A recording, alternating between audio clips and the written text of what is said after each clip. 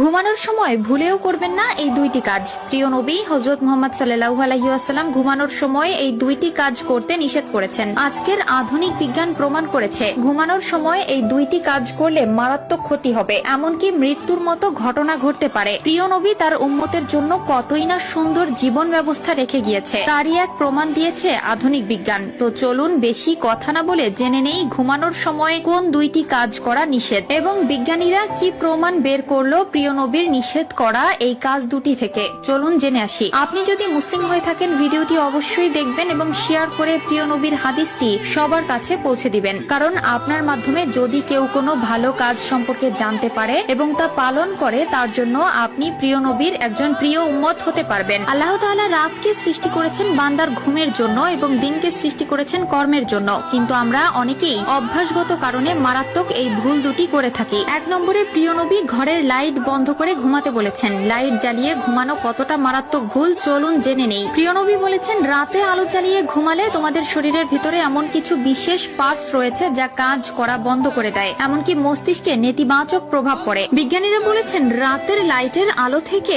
এক ধরনের আলোক নিঃসরণ হয়, যার ফলে ব্রেন ক্যান্সার হওয়ার সম্ভাবনা থাকে। আমাদের শরীরে এক ধরনের গ্রন্থি আছে যার নাম পাইনাল গ্রন্থি, আর এই গ্রন্থি শুধুমাত্র অন্ধকারে এই কাজ শুরু করে, এক ধরনের হরমোন নিঃসরণ করা। লাইট জ্বালিয়ে ঘুমালে এই গ্রন্থি কাজ করা বন্ধ করে দেয় এবং হরমোন নিঃসরণ বন্ধ হয়ে গেলে শারীরিক ও মানসিক বিভিন্নভাবে নেতিবাচক প্রভাব পড়ে। 2 নম্বরে প্রিয় নবী হযরত মুহাম্মদ সাল্লাল্লাহু আলাইহি ওয়াসাল্লাম বলেছেন, তোমরা যখন রাতে ঘুমাতে যাবে অবশ্যই ডান কাত হয়ে ঘুমাবে। বাম কাত হয়ে ঘুমালে তোমাদের পাকস্থলীতে নানাবিধ সমস্যার দেখা দিবে, যা পরবর্তীতে মারাত্মক রূপ নিতে পারে। বিজ্ঞান বলছে কোনো মানুষ যদি বাম কাত হয়ে ঘুমায় তাহলে তার পাকস্থলী খাদ্য হজম প্রক্রিয়ায় ব্যাঘাত ঘটে। পাকস্থলী যেহেতু বাম দিকে বাঁকানো, তাই কেউ যদি বাম দিকে শুয়ে থাকে তাহলে তার খাবার এক জায়গায় জড়ো হয়ে থাকে, যা তার পাকস্থলীতে পুরোপুরি ভাবে সচল থাকতে পারে না। এর জন্য খাবারটা ইনস্ট্যান্ট নারীর দিকে যেতে অনেক ব্যাঘাত পোহাতে হয়। আর কোনো ব্যক্তি যদি ডান দিক হয়ে ঘুমায় তাহলে তার খাবার প্যানক্রিসে জমা হয়ে থাকে, যার জন্য খুব সহজেই খাদ্যটি প্যানক্রিস হতে